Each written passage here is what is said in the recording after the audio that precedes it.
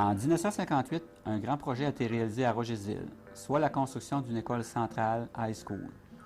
La commission des écoles, la School Board, de la paroisse de Rogersville était le promoteur du projet. M. Ornel Rouge a été président de la commission et Ben Lavoie nommé secrétaire. Sur la photo du contrat, il y avait assis à la table Thaddée Bourque, entrepreneur, et Ben Lavoie, secrétaire de la School Board. En arrière, de gauche à droite, on voit M. Cassidy, département de l'Éducation, Ornel Rouge, Jean Finnegan et Antoine Arsenault, commissaire, George Robinson, architecte du ministère, Léo Maigrat, commissaire, et M. Carton, surintendant des écoles. Père Galland a poussé fort pour obtenir ce projet. Les marchands étaient contre, car cela allait augmenter les taxes. Les marchands avaient fait une injonction contre le projet. Père Galland était très impliqué dans ce dossier. Dans les années 60, la Chambre de commerce a été très active. Les défis étaient nombreux. Il n'y avait pas de poste de police. La police de Newcastle ne pouvait pas venir souvent à Rogersville. C'était dangereux de circuler dans le village les vendredis et les samedis soirs. Les commerçants avaient des vols et du vandalisme. C'est en 1963 que le Conseil a adopté une résolution pour faire les démarches pour avoir un poste de police à Rogersville.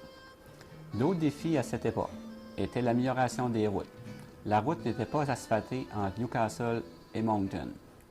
Le magasin de liqueurs était un dossier important pour la Chambre de commerce. Le Liquor Store a ouvert en 1965 sur la rue principale, l'ancienne boulangerie. Le premier gérant était Roger Boudreau en 1965. Les égouts du village ont été un dossier majeur pour la Chambre de commerce. Fidel Bourque s'est rendu à Ottawa rencontrer plusieurs groupes avec le député fédéral afin d'obtenir des subventions. C'était en 1969. Le coût total des travaux était de 300 000 $ à cette époque, ce qui représente plusieurs millions de dollars aujourd'hui. Fidel Bourque a été très actif dans la Chambre.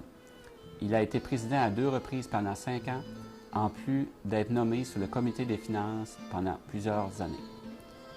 Joe Roussel était également très impliqué dans la Chambre. Il a été trésorier pendant 5 ans. Il a eu l'idée de construire la nouvelle salle paroissiale et une salle de quilles. Il était l'agent manager de la station CN. Il y a eu également d'autres présidents ces années.